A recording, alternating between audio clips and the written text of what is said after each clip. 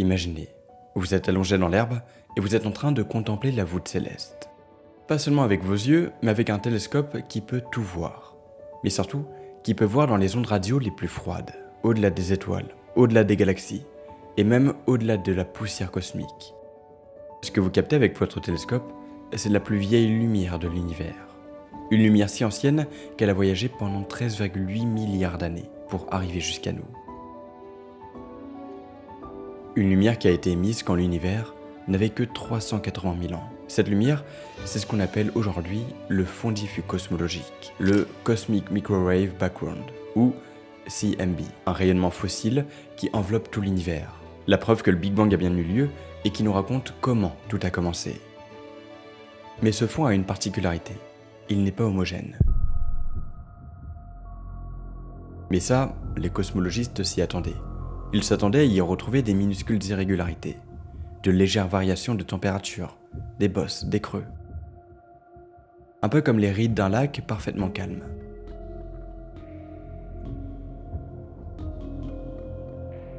Et c'est exactement ce qu'on a vu, du moins au premier regard. Mais en y regardant de plus près, quelque chose cloche. Parce que parmi ces motifs, certains semblent étrangement alignés. Comme si cette carte du cosmos portait une cicatrice, une couture, une direction privilégiée.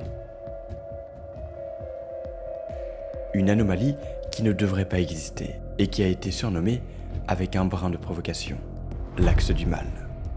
Et c'est de ça dont on va parler aujourd'hui. Bonjour à tous, j'espère que vous allez tous très bien. Aujourd'hui on se retrouve dans une toute nouvelle vidéo qui j'espère va vous plaire. Vous avez vu maintenant on est passé à 3 épisodes, 3 vidéos par semaine. Alors vous me demandez souvent comment je tiens ce rythme là. Eh bien c'est grâce à l'équipe incroyable qui m'entoure. Sans eux, il n'y aurait pas tout ça. Donc petite dédicace à Christelle, Thibaut qui monte actuellement cette vidéo, Thomas et Hugo qui m'aident à l'écriture et Pauline qui elle gère plus la partie actualité. Donc voilà, c'est eux vraiment que vous devez remercier dans les commentaires. Et en plus je leur enverrai du coup vos commentaires et ça leur fera plaisir. Et je voulais vous parler d'une chose hyper importante juste avant qu'on commence. Pour ceux qui sont abonnés à la chaîne, vous savez très bien que je fais des vidéos d'astronomie depuis pas mal de temps déjà, mais pour ceux qui me connaissent encore un peu plus, vous savez que avant de faire des vidéos d'astronomie, je faisais du divertissement. Donc en gros, je faisais un peu tout et n'importe quoi, de l'humour, etc. Enfin vraiment aucun rapport avec ce que je fais maintenant. Et sauf que il y a pas très longtemps, je me suis dit, allez, je me relance dans le divertissement. Alors c'est pas pour autant que j'arrête l'astronomie, pas du tout, je continue. Mais j'ai ouvert une chaîne à côté avec un pote cette fois. Du coup, c'est une chaîne en duo qui s'appelle Zebro et Léo. Et là, cette chaîne elle a vraiment aucun rapport avec l'astronomie. Le but c'est de vous faire vivre des émotions, vous partager des aventures incroyables. Et dernièrement, on a publié une vidéo exceptionnelle. Vraiment, c'est le mot. Il y a des dizaines de personnes qui ont travaillé sur la vidéo, on a passé des mois entiers à la travailler, que ce soit dans la pré-production, dans la production ou dans la post-production, donc tout ce qui est montage, etc. Et parce que des images vaut mieux que 1000 mots, je vous montre un petit extrait. Il faut qu'on le prenne par surprise, il est trop fort. Il est trop fort pour moi. Mais si il rentre, je l'assomme. C'est mon fils, je l'assomme. Je l'assomme et on s'enfuit tous les trois.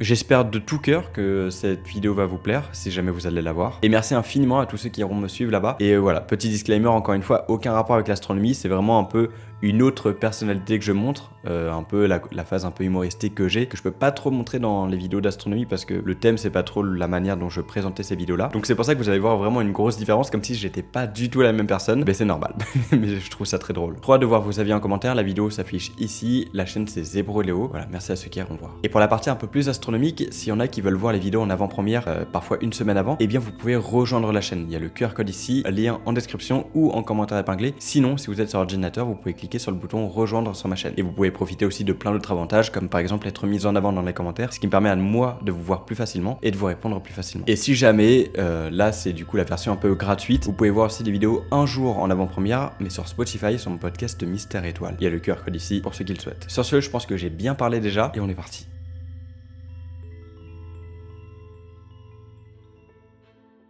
L'axe du mal. Pourquoi le qualifier de mal? Eh bien en fait, ce nom ne vient pas de la science-fiction, mais presque. Parce que si cet axe est bien réel, il met à mal l'un des principes les plus fondamentaux de toute la cosmologie moderne. Le fait que l'univers n'a pas de direction privilégiée, que vu de très loin, il est le même dans toutes les directions. En d'autres termes, si cet axe existe vraiment, notre carte du ciel est biaisée. Et ça pourrait signifier que nos théories les plus solides sur le cosmos ont un angle mort. C'est pour ça qu'aujourd'hui, on va plonger dans cette énigme cosmologique. On va voir ce qu'est exactement le fond diffus cosmologique et pourquoi est-il si important. Comment les scientifiques ont mis au point des cartes d'une précision folle.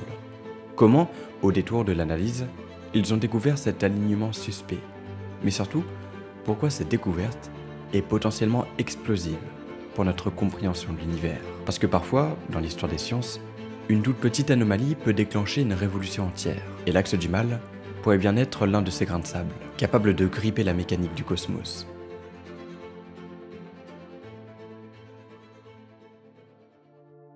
Mais avant de voir comment cet axe peut tout bouleverser, on va refaire un point sur le fond diffus cosmologique, ou CMB. Concrètement, le fond diffus cosmologique, qu'est-ce que c'est? Imaginons que vous puissiez remonter le temps. Pas juste de quelques siècles, pas même jusqu'aux dinosaures, mais jusqu'aux tout premiers instants après le Big Bang. Vous arrivez dans un univers méconnaissable. Pas de galaxies, pas d'étoiles, pas même d'atomes. Seulement un océan incandescent de particules et de lumière, dense, chaud, étouffant. Une soupe primordiale où tout est en fusion. Dans ce jeune univers, la température est si forte que les électrons et les protons ne peuvent pas se lier pour former des atomes. Il n'y a rien d'autre que cette soupe de matière chargée. Et les photons, les particules de lumière, sont piégés dans une bataille constante. En fait, ils sont absorbés, réémis, diffusés à chaque instant par cette matière chargée. C'est un peu comme essayer de voir à travers un brouillard épais. Impossible de percevoir quoi que ce soit au loin. La lumière ne peut pas voyager librement. On appelle cette période l'ère opaque. Pour la faire courte, pendant près de 380 000 ans, aucun rayon lumineux ne pouvait parcourir l'univers en ligne droite. Et si vous aviez été là, vous n'aurez rien vu au-delà de votre voisin de particules. Mais alors, qu'est-ce qui a changé pour permettre le passage de la lumière? Eh bien, un instant a suffi.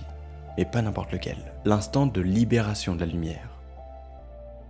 En réalité, ce qu'il s'est passé, c'est qu'au fil de l'expansion, l'univers s'est refroidi. Et quand la température descend en dessous de 3000 Kelvin, qui correspond à peu près à la température de surface d'une étoile rouge, quelque chose d'extraordinaire se produit. Les électrons et les protons peuvent enfin s'unir pour former des atomes. L'hydrogène neutre, les tout premiers atomes de l'univers. Cette étape, on l'appelle la recombinaison. Et elle change tout. Parce que dès lors que la matière devient neutre, les photons ne sont pas captés et relâchés à droite et à gauche. Autrement dit, ils ne sont plus arrêtés. Ils peuvent enfin voyager librement à travers l'espace. Et c'est précisément à cet instant précis que la première lumière se libère. La plus vieille lumière de l'univers, qui, depuis, n'a cessé de traverser le cosmos pour arriver jusque dans le télescope.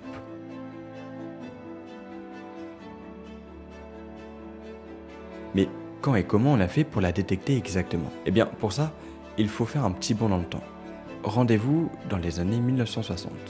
Là où deux ingénieurs des laboratoires Bell, Arno Penzias et Robert Wilson, travaillent sur une antenne radio ultra sensible. Mais il y a un problème, parce que quelle que soit la direction où ils pointent leur antenne, ils détectent un bruit de fond constant, une sorte de chuchotement, comme un souffle venu de partout à la fois. Alors ils vérifient tout.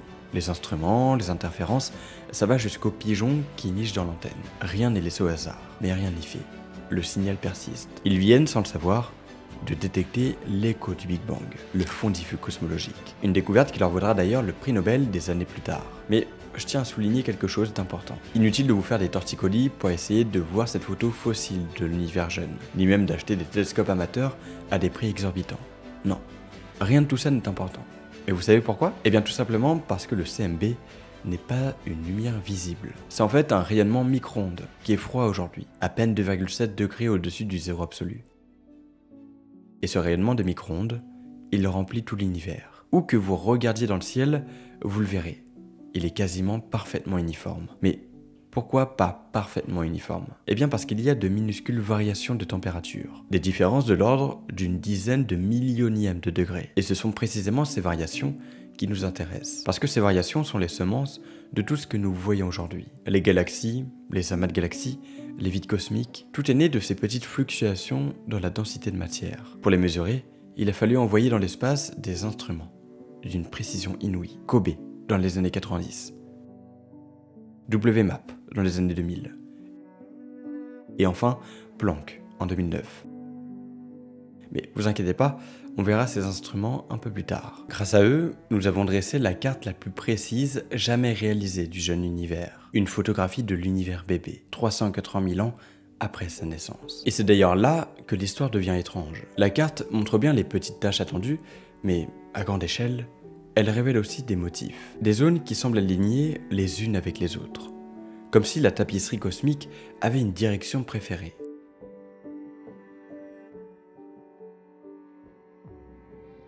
Et ça, c'est un problème. Parce que notre modèle cosmologique repose sur le principe que, à grande échelle, l'univers est isotrope. C'est-à-dire qu'il est le même dans toutes les directions. Sans nord ni sud cosmique. Sans axe privilégié. Mais on va rapidement revenir sur cette cartographie. Parce que ça sonne fou quand même. Comment on a réussi à cartographier l'univers, ou du moins le CMB? Et bien pour ça, on a utilisé différents instruments que je viens de vous présenter. On retrouve surtout COBE, WMAP et Planck. Et on va tout de suite commencer par COBE, qui nous a offert le premier portrait bébé du cosmos. En 1989, soit environ 20 ans après la découverte du CMB, la NASA lance COBE, une mission pensée pour cartographier tout le ciel dans le domaine des micro-ondes. COBE, qui est d'ailleurs l'acronyme de Cosmic Background Explorer. Pendant 3 ans, COBE balaye l'univers. Et ce qu'il révèle, c'est une température moyenne de 2,725 Kelvin. C'est quelques degrés au-dessus du zéro absolu. Mais pour vous donner un ordre d'idée, 2,725 Kelvin, ça correspond à moins 270,425 degrés Celsius. Oui, c'est froid. Et cette température, eh bien elle est presque parfaitement homogène. Mais pas totalement. En fait, à travers ces instruments ultrasensibles, COBE détecte les premières anisotropies. Alors pas de panique, ça veut juste dire qu'il détecte les premières fluctuations de température de l'univers. Et quand on parle de fluctuations, on parle ici de variations de l'ordre de quelques dizaines de millionièmes de Kelvin. Et ces fluctuations, ce sont les toutes premières rides de l'univers. Des variations minuscules de densité présentes 380 000 ans après le Big Bang. Et d'après ce qu'on sait, les zones légèrement plus denses deviendront des amas de galaxies. Et les zones plus légères formeront les grands vides cosmiques. C'est un peu comme imaginer un océan parfaitement calme et soudain, de légères ondulations apparaissent. Et ce sont elles qui, en se renforçant avec le temps, donneront la structure entière de l'univers tout entier. En réalité, COBE nous livre le tout premier portrait du cosmos bébé, une image encore floue, mais historique.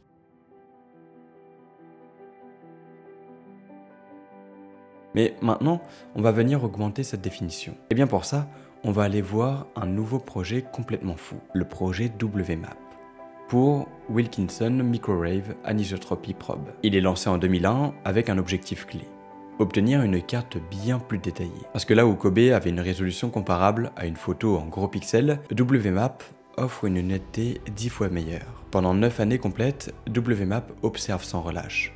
Résultat, une carte précise des anisotropies, du CMB. Chaque variation de température correspond à une onde acoustique figée dans le plasma primordial, des notes jouées par l'univers, que nous entendons aujourd'hui sous forme d'ondes fossiles. Donc en fait, grâce à WMAP, on affine notre connaissance sur l'âge de l'univers, qu'on estime à environ 13,77 milliards d'années. On confirme aussi sa composition, qui est, de ce que l'on sait, 4,6% de matière ordinaire, 23% de matière noire et 72% d'énergie noire.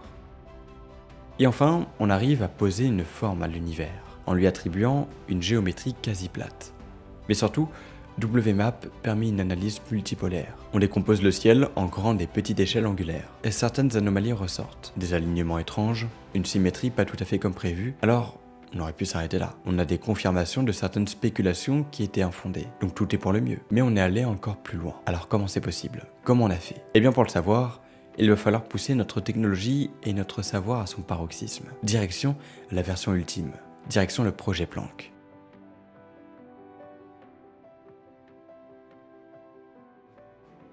En 2009, l'Agence spatiale européenne, l'ESA, lance Planck. C'est tout simplement l'instrument le plus précis jamais envoyé pour mesurer le CMB. Et c'est made in l'Union européenne et surtout la France. Mais ce capteur a quelques spécificités. Déjà, il refroidit à 0,1 Kelvin, ce qui est la température la plus proche du zéro absolu. Et s'il fait ça, c'est pour mesurer la température du ciel à la précision de quelques millionièmes de degrés. C'est extrêmement précis. Autre caractéristique intéressante, il observe dans 9 bandes de fréquences pour isoler le signal pur du CMB, en éliminant la poussière interstellaire et les émissions parasites. Résultat, une carte en ultra haute définition. Chaque pixel est une relique cosmique. On peut désormais comparer la théorie du Big Bang à la 8e décimale près. Et là, surprise, non seulement les anomalies détectées par WMAP sont confirmées, mais elles apparaissent plus nettes encore. Notamment une chose, cet étrange alignement cosmique dont on parlera bientôt, l'axe du mal. Donc concrètement, si on fait le point sur ces différentes découvertes, on peut dire que COBE nous a donné la première image, WMAP nous a offert les détails et Planck nous a révélé la précision extrême. et les bizarreries persistantes. En un demi-siècle, on est passé d'une simple direction fortuite à une cartographie chirurgicale du cosmos bébé. Et chaque étape a renforcé notre modèle du Big Bang, tout en laissant flotter quelques questions troublantes. Parce que ces anomalies ne sont pas seulement des curiosités statistiques. Elles pourraient signifier que notre univers n'est pas aussi homogène et isotrope qu'on le pensait. Et que quelque chose, au début, a laissé une empreinte directionnelle. Et ça, c'est précisément ce qu'on va explorer maintenant. Mais au fait, pourquoi cet axe du mal pose un aussi gros problème? Eh bien, depuis toujours, les cosmologistes partent d'un postulat simple, mais puissant. Le principe cosmologique, il repose sur deux piliers, l'homogénéité et l'isotropie. Alors, l'homogénéité nous dit qu'à grande échelle, l'univers est le même partout. Et l'isotropie veut simplement dire qu'il a la même apparence dans toutes les directions. Et ces piliers ne sortent pas de nulle part. Ce principe n'est pas une simple supposition gratuite, non. Il est confirmé par l'observation des galaxies, par la répartition des amas et surtout par la définition même du fond diffus cosmologique. Parce que ce dernier vestige lumineux de l'univers est censé être notre photographie la plus fidèle de ce cosmos homogène et isotrope. En fait, il faut imaginer le CMB comme une immense toile céleste constellée de taches rouges et bleues. Ces couleurs représentent de minuscules variations de température, des zones à peine plus chaudes ou plus froides que la moyenne, à des niveaux de l'ordre de millièmes de degrés. Et pour analyser cette mosaïque, les scientifiques utilisent un outil mathématique, la décomposition en harmonique sphérique. Alors, dit comme ça peut sembler un peu barbare, mais en réalité, c'est assez simple à comprendre. Imaginez que le ciel soit comme une chanson. On peut séparer cette chanson en grave, médium et aigu. Eh bien, les scientifiques font pareil avec la carte du CMB. Ils séparent ces motifs en grandes structures et petits détails. On retrouve donc les sons graves, qui sont les très grandes formes visibles sur toute la sphère céleste. On appelle ça les multipôles faibles, et le tout premier s'appelle le quadripôle. Puis on a les sons aigus, qui eux correspondent aux petites taches et aux détails fins. Ce sont les multipôles élevés. Et dans un univers vraiment isotrope, c'est-à-dire le même dans toutes les directions, ces différentes notes devraient être complètement indépendantes les unes des autres. Pas de lien, pas d'orientation commune, aucune direction préférée. Et donc, pas d'alignement. Et pourtant, lorsque les satellites WMAP puis Planck ont observé le CMB avec une précision inédite, ils ont remarqué une bizarrerie saisissante. Sur les deux premiers modes les plus larges, le quadripôle et l'octopôle, semblent alignés entre eux. En réalité, leur axe pointe presque dans la même direction dans le ciel. Et cette direction correspond étonnamment bien à un plan qu'on connaît déjà bien, le plan de l'écliptique, le plan dans lequel la Terre tourne autour du Soleil. Et statistiquement, c'est un coup de dé improbable. On parle de probabilité de l'ordre de 1 sur 100 ou de 1 sur 1000 selon les méthodes de calcul. Pas impossible, mais franchement étonnant. Un peu comme si en lançant un dé 100 fois, vous obteniez plus de 90 fois le même chiffre. Face à ce constat, deux chercheurs, Kate Land et Joao Maquijo, ont proposé un surnom volontaire provocateur, l'Axis of Evil, ou l'axe du mal. Mais pourquoi mal? Eh bien, si je vous pose cette question, c'est parce que maintenant, on a toutes les clés en main pour bien tout comprendre. En réalité, le terme mal associé à cet alignement est bien trouvé. Parce qu'en fait, il menace directement le principe d'isotropie.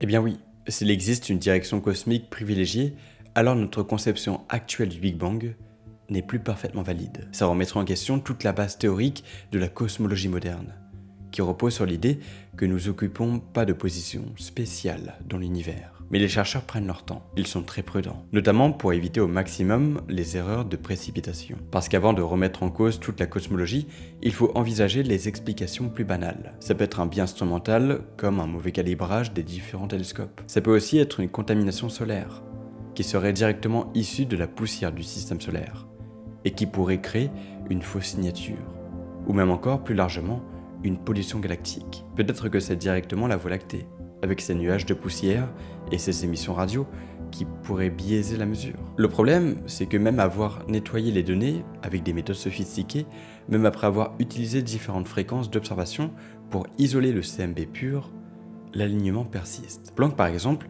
qui a observé à 9 fréquences différentes et avec une précision bien supérieure à WMAP, a confirmé la présence de cette anomalie. Et là, ça devient complexe.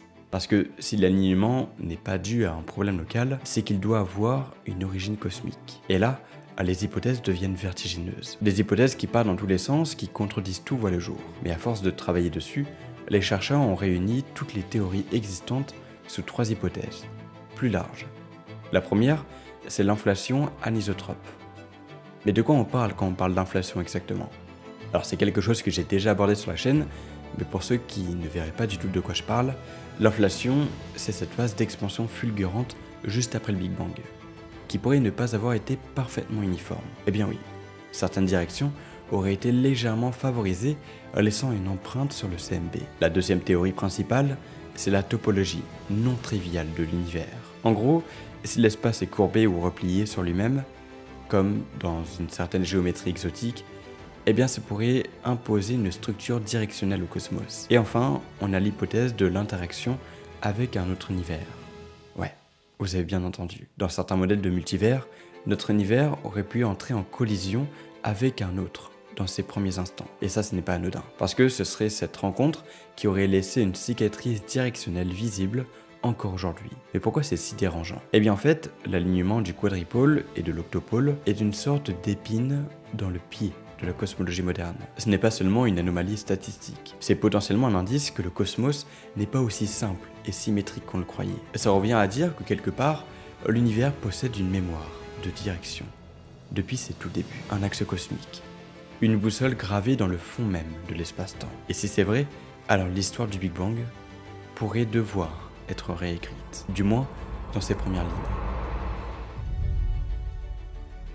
Bon, comme vous avez pu le voir, c'est pas si évident que ça. Donc je vous propose de revoir un point central, le problème réel que pose cet axe. Eh bien oui, parce que jusqu'ici, on a vu que l'axe du mal, c'est cette direction préférentielle dans la carte du fond diffus cosmologie. Une sorte de trame cosmique qui relie entre elles des structures qui, normalement, ne devraient pas du tout être liées. Et ça, c'est un vrai souci. Parce que toute la cosmologie moderne repose sur une idée centrale, le principe cosmologique. Mais on va revenir rapidement dessus. Qu'est-ce qu'il dit ce principe? En fait, ce principe, c'est un peu plus simple qu'un simple principe. C'est notre hypothèse de départ, l'origine de la réflexion même de l'astrophysique. Et pour rappel, il dit que, à grande échelle, l'univers est le même partout et dans toutes les directions. Pas de haut, pas de bas, pas d'avant, pas d'arrière. Pas de centre ni de bord. C'est un peu comme si on regardait un gâteau au raisin. Si les raisins sont bien répartis, peu importe où on coupe une tranche ou dans quelle direction on regarde, ça se ressemble toujours. Et cette idée, on ne l'a pas inventée par hasard. Elle est au cœur du modèle cosmologique actuel. On l'appelle le lambda CDM. Mais qu'est-ce que c'est? Eh bien pour la faire courte, c'est notre meilleure description de l'univers. La plus précise, la plus réaliste. En fait, lambda CDM, c'est l'acronyme de 3 grandes idées. Le lambda, qui représente l'énergie noire. Cette mystérieuse force qui accélère l'expansion de l'univers, et dont on ne sait pas grand-chose. Le C, qui symbolise le froid, donc cold en anglais, de la matière noire froide. Et enfin, DM, qui matérialise la matière noire. Oui, dans cet acronyme complet, on décrit l'univers. Mais c'est pas tout. Ce modèle inclut aussi le Big Bang comme origine, une inflation cosmique ultra rapide juste après le Big Bang, mais aussi et surtout l'expansion actuelle de l'univers. Et il décrit tout ça en partant d'une idée fondamentale. En fait, et comme on l'a vu tout à l'heure, il part du principe que l'univers est isotrope et homogène, à grande échelle. Sans ça, toutes nos équations deviennent instables. Les prédictions ne tiennent plus. Et c'est là le cœur du problème. Parce qu'en découvrant l'axe du mal, c'est comme si on avait trouvé une couture dans la tapisserie cosmique. Imaginez que vous ayez un ballon parfaitement lisse qui symbolise l'univers. Soudain, vous découvrez une ligne qui traverse ce ballon. Et toutes les irrégularités semblent s'y aligner. Mais c'est pas juste une tâche ou un défaut isolé, c'est une structure cohérente, qui semble imposer une orientation privilégiée à l'univers. Si cette direction préférentielle est réelle, on l'observe. Alors l'univers n'est pas isotrope comme on le pensait. Et donc, le principe cosmologique tombe. Mais concrètement, qu'est-ce que ça change, qu'on respecte ou non le principe cosmologique? En fait, si on abandonne l'isotropie, les calculs sur l'expansion de l'univers pourraient être biaisés. Les mesures de la constante de Hubble pourraient aussi changer selon la direction observée. Et ça, c'est potentiellement énorme. Mais pause. On va faire une petite parenthèse sur ce qu'est vraiment la constante de Hubble. Parce qu'au fond, qu'est-ce que c'est?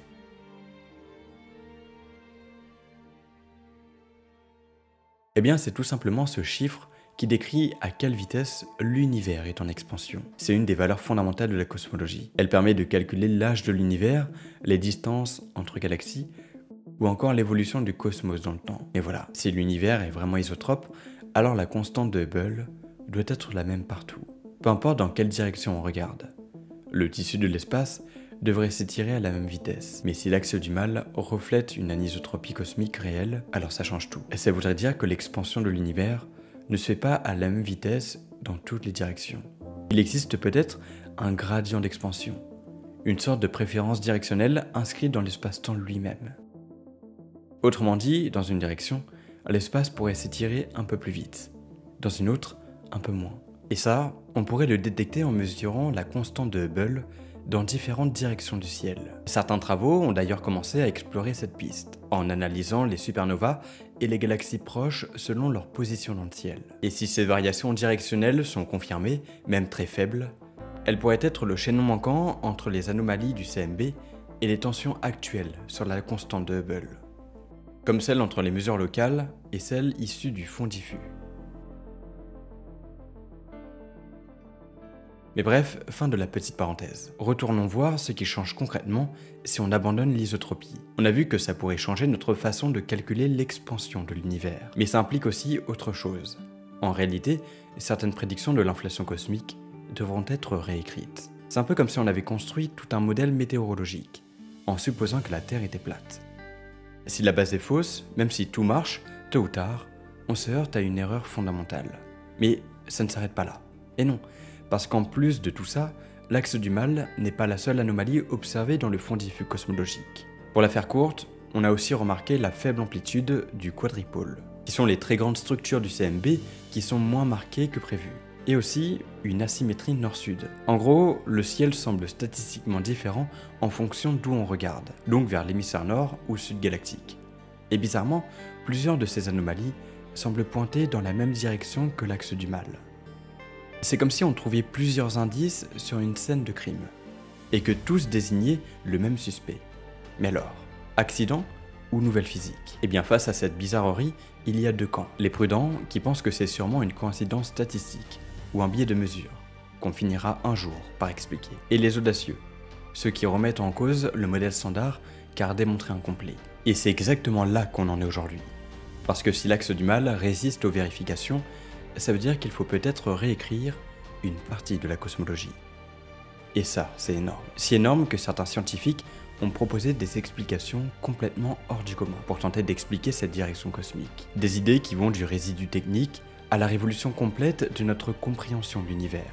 Et c'est maintenant ce qu'on va voir. Parce que maintenant que le décor est posé, que l'axe du mal est clairement identifié et que ses implications secouent les fondements de la cosmologie, il est temps de se poser la vraie question. D'où vient cette bizarrerie? Est-ce qu'on a mal lu la carte? Est-ce que notre équipement a triché? Ou est-ce que l'univers, tout simplement, n'est pas ce qu'on croyait? Eh bien, spoiler, personne n'a la réponse. Mais plusieurs hypothèses se disputent la scène. Certaines sont beaucoup plus vertigineuses qu'on pourrait l'imaginer. Et on va commencer tout de suite par l'explication la plus prudente, voire la plus terre-à-terre.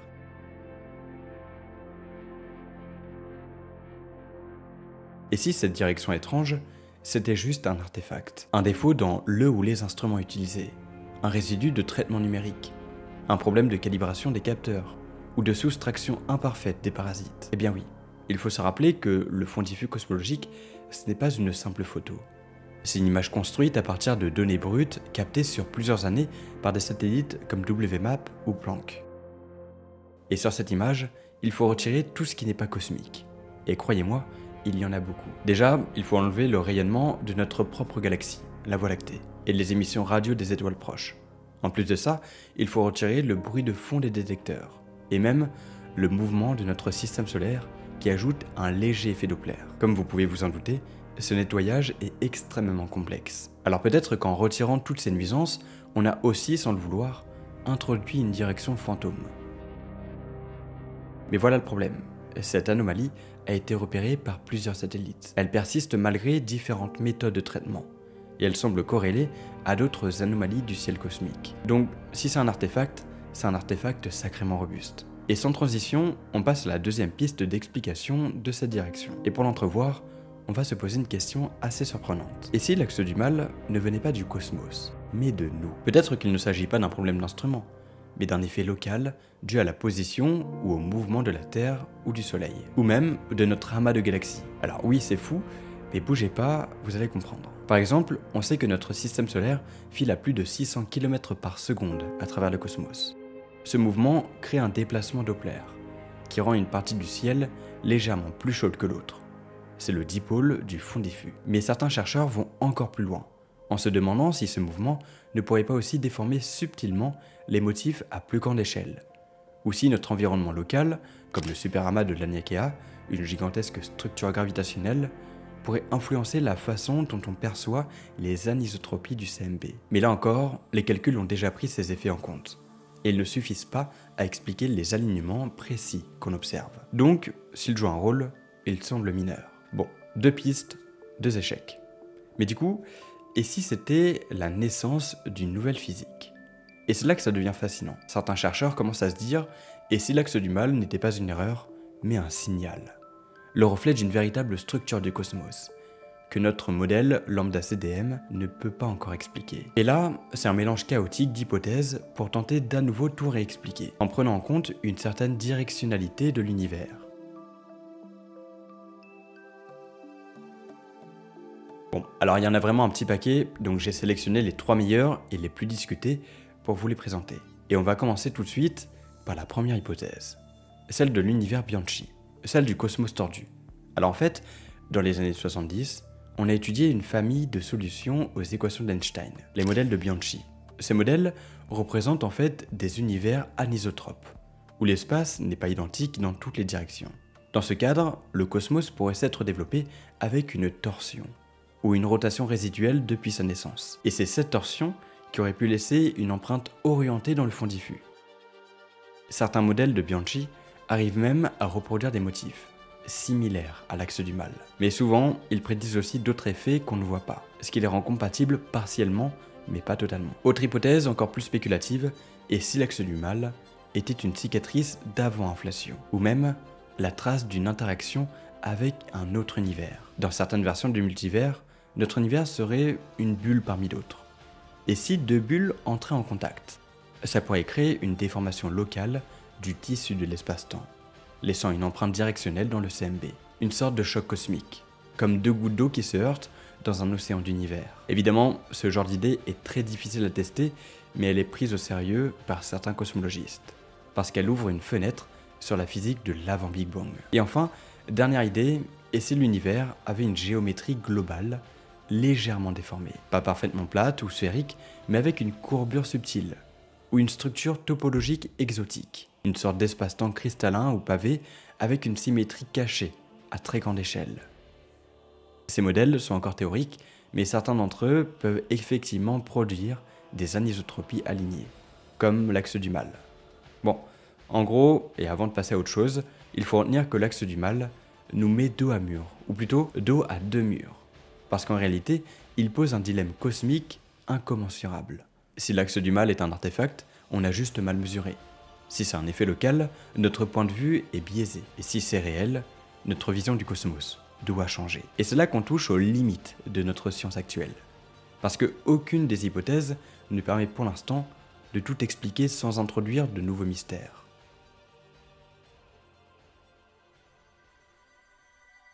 On commence à en avoir une belle vue d'ensemble. Mais maintenant, on va voir comment ces idées s'intègrent, ou non, dans les grands débats de la physique contemporaine. Et pourquoi certains chercheurs pensent que l'axe du mal pourrait carrément réconcilier des visions opposées de l'univers, ou à l'inverse, les faire exploser. Parce que, c'est vrai ça, que nous disent les données les plus précises dont on dispose? Et surtout, où en est la communauté scientifique aujourd'hui? Eh bien sans surprise, rien. Bienvenue dans la zone grise de la science. Là où les données sont là, bel et bien solides, mais les interprétations s'affrontent. Déjà, l'œil le plus précis du cosmos, celui d'où viennent les informations les plus complètes et précises, c'est Planck. Bon, sans en faire l'historique, il faut savoir qu'en 2009, l'Agence spatiale européenne lance le satellite Planck, avec une mission simple mais ambitieuse, cartographier le fond diffus cosmologique avec une précision jamais atteinte. Et c'est ce qu'il va faire. Planck observe le ciel dans plusieurs longueurs d'onde, avec une résolution angulaire bien supérieure à son prédécesseur WMAP. Et surtout, avec une capacité accrue à corriger les effets parasites dont on a parlé tout à l'heure. Donc rayonnement galactique, poussière interstellaire, effets instrumentaux et autres contaminations. Les résultats sont publiés en 2013, puis mis à jour en 2015 et 2018. Et alors, Que disent les données? Eh bien, que notre pire crainte est confirmée. L'alignement anormal entre les multipôles bas est bien là. Oui, même après nettoyage, même après recalibrage, même après toutes les méthodes statistiques inventées pour traquer les erreurs. Planck confirme l'axe du mal. Mais, il y a un mais. Parce que c'est une chose de voir un motif, mais c'en est une autre de déterminer s'il est statistiquement significatif. Alors petit aparté qui a de l'importance, et qui devrait faire plaisir aux mathématiciens qui regardent la vidéo. En science, on utilise souvent ce qu'on appelle une p-value, qui est en fait la probabilité qu'un résultat aussi extrême soit dû au simple hasard. Et là, les choses se compliquent, parce que certaines analyses donnent une p-value très basse, de l'ordre de 0,1% à 1%. Autrement dit, il y aurait moins d'1% de chance qu'un tel alignement soit dû au hasard. Et ça suggère une anomalie réelle, puisqu'elle a statistiquement moins d'une chance sur 100 d'être causée par le hasard. De l'autre côté, d'autres études, après avoir pris en compte l'effet du choix a posteriori, c'est-à-dire on a regardé parce que c'était bizarre, obtiennent des p-values bien plus élevées, autour de 5% voire plus. Et là, on entre dans la zone grise. Est-ce que c'est encore un hasard acceptable? En gros, tout dépend de la méthode utilisée pour calculer la significativité. Et ça divise fortement la communauté scientifique encore aujourd'hui. Et pour ne rien arranger, cette communauté se retrouve entre deux camps. D'un côté, les sceptiques qui pensent que l'axe du mal n'est qu'un hasard cosmique, après tout l'univers est immense, et comme une gigantesque illusion d'optique, si on regarde suffisamment longtemps un ciel complexe, on finira bien par voir un motif. Un peu comme voir un visage dans des nuages. Il n'y a pas de vraie signification derrière. Pour eux, l'alignement est peut-être intriguant, mais il ne remet pas en cause les piliers du modèle Lambda-CDM. Et de l'autre côté, on retrouve les curieux. Ceux qui pensent que la persistance de l'alignement à travers plusieurs satellites, plusieurs jeux de données, plusieurs méthodes, n'est pas anodine.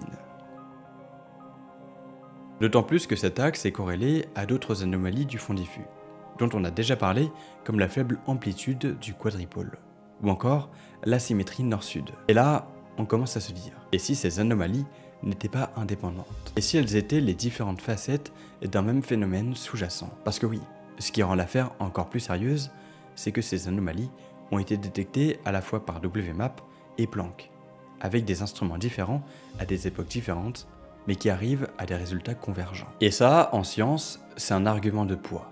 La robustesse interexpérimentale. Bien sûr, ça ne suffit pas à conclure, mais ça empêche d'écarter le phénomène comme un simple bug. Donc en fait, l'histoire de l'axe du mal, ce n'est pas seulement une question cosmologique, c'est aussi un exemple fascinant de méthode scientifique. Méthode qui montre comment des résultats ambigus peuvent rester non résolus pendant des décennies, qui révèle les tensions entre théorie, observation et interprétation, et qui illustre à quel point la frontière entre données brutes et interférences physiques est délicate. Et surtout, elle nous rappelle que même dans un modèle aussi robuste que Lambda-CDM, il peut rester des énigmes, des angles morts, des failles à explorer. Aujourd'hui, l'axe du mal reste un sujet actif de recherche, notamment dans les domaines de l'analyse statistique du CMB, la topologie de l'univers et les modèles cosmologiques alternatifs. Mais il attend toujours une explication pleinement satisfaisante. Et même si aujourd'hui, on est à l'arrêt.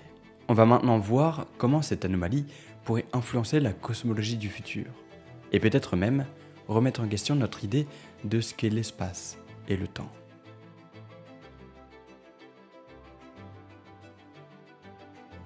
Alors pour entrevoir cette nouvelle réalité, imaginons un instant que l'axe du mal ne soit pas qu'une illusion, ni une erreur de mesure, ni un artefact d'analyse.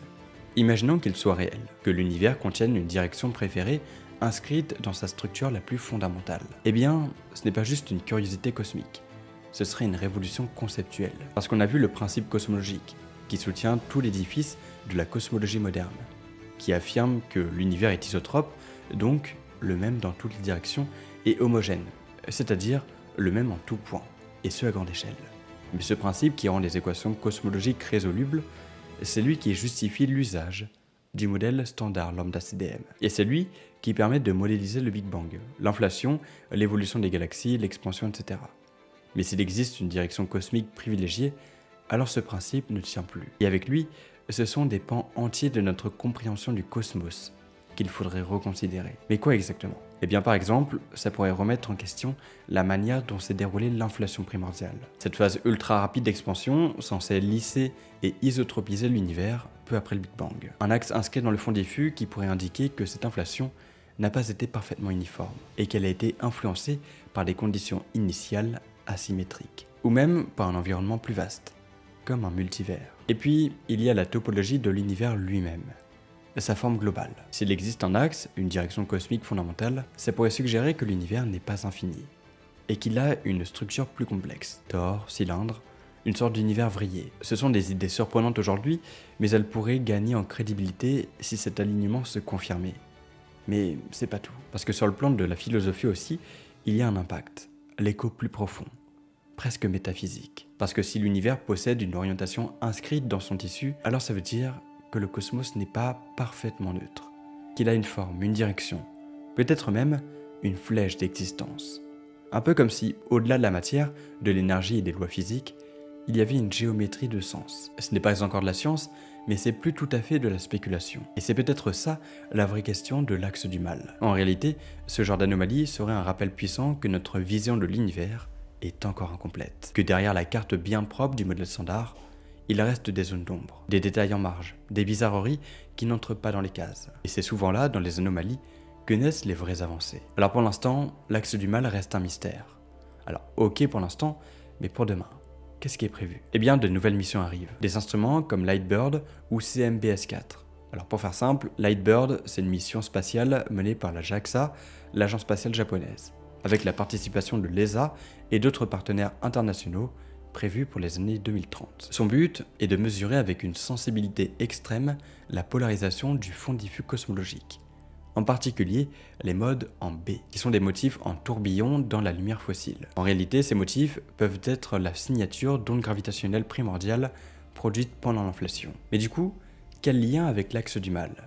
Eh bien en fait, en cartographiant le ciel avec une précision et une stabilité inégalées, Lightbird pourra vérifier si les anomalies comme l'axe du mal persistent, ou si elles disparaissent quand on filtre mieux les effets instrumentaux et les contaminations de notre galaxie. Et comment ça marche? Eh bien l'instrument observera tout le ciel dans plusieurs longueurs d'onde, environ 15 bandes de fréquence, ce qui permet de séparer le CMB des émissions parasites, comme la poussière interstellaire. De son côté, CMB-S4 n'est pas un simple satellite, mais un ensemble de télescopes au sol répartis au Chili et en Antarctique.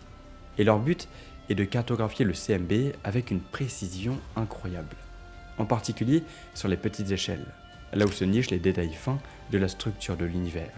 Mais le vrai avantage de ce projet, c'est que tout se passe au sol. En fait, on peut construire des télescopes plus gros que dans l'espace avec des détecteurs ultra-sensibles refroidis à des températures proches du zéro absolu. De ce qui est prévu, le CMB-S4 pourra refaire les mesures des multipôles bas et intermédiaires avec un contrôle très strict des erreurs systématiques, pour voir si l'alignement suspect est bien là ou si c'est un artefact. Et combiné avec Lightbird, on obtiendra une vision complète du CMB, des grandes structures avec Lightbird jusqu'aux petits détails grâce au CMB-S4.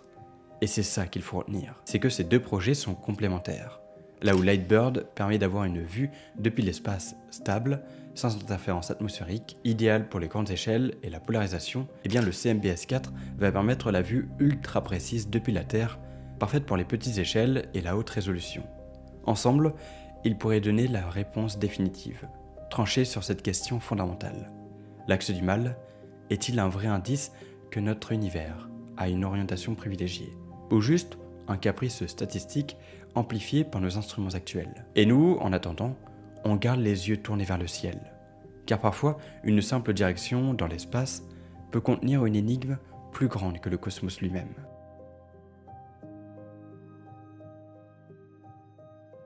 J'ai fait un gros résumé de tout ce qui a été dit, parce que tout au long de cette exploration, on a suivi un fil rouge, ou plutôt un fil froid, inscrit dans le fond diffus cosmologique. Un alignement étrange, discret, presque invisible à l'œil nu, et pourtant potentiellement révolutionnaire.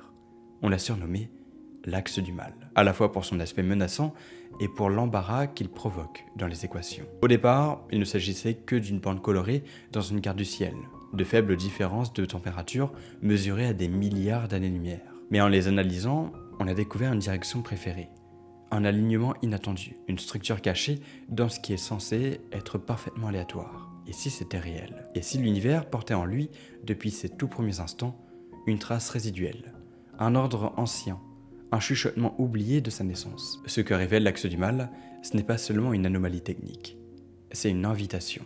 Une invitation à douter des évidences, à reconsidérer nos postulats les plus fondamentaux, et surtout à accepter que le cosmos n'a peut-être pas encore livré tous ses secrets. Des secrets pourtant bien retrouvés grâce à d'extraordinaires théories, comme la cosmologie moderne, qui est un édifice impressionnant. Elle relie l'infiniment grand à l'infiniment dense, elle traverse des milliards d'années et jongle avec la matière noire, l'énergie noire, le temps, la gravité, l'expansion. Et comme toute belle construction, elle est sensible aux fissures. Et parfois, ce sont des fissures qui mènent aux plus grandes percées. Alors peut-être que l'axe du mal n'est qu'un mirage statistique, une coïncidence cosmique sans conséquence. Ou peut-être qu'il est le début d'une faille dans notre compréhension du réel, un interstice, un appel d'air. Et dans ce cas, il faudra tout repenser. L'inflation, l'origine de l'univers, sa topologie, et peut-être même le sens profond de notre place dans ce vaste tout. Dans les prochaines décennies, d'autres télescopes scruteront le ciel. D'autres cartes seront dessinées. D'autres anomalies, peut-être, viendront s'y ajouter. Mais une chose est sûre, tant qu'il restera des choses inexpliquées dans la lumière faussée du cosmos, les scientifiques auront une bonne raison de continuer à chercher. Parce que parfois, une ombre dans les étoiles peut éclairer plus de choses qu'une certitude gravée dans la pierre.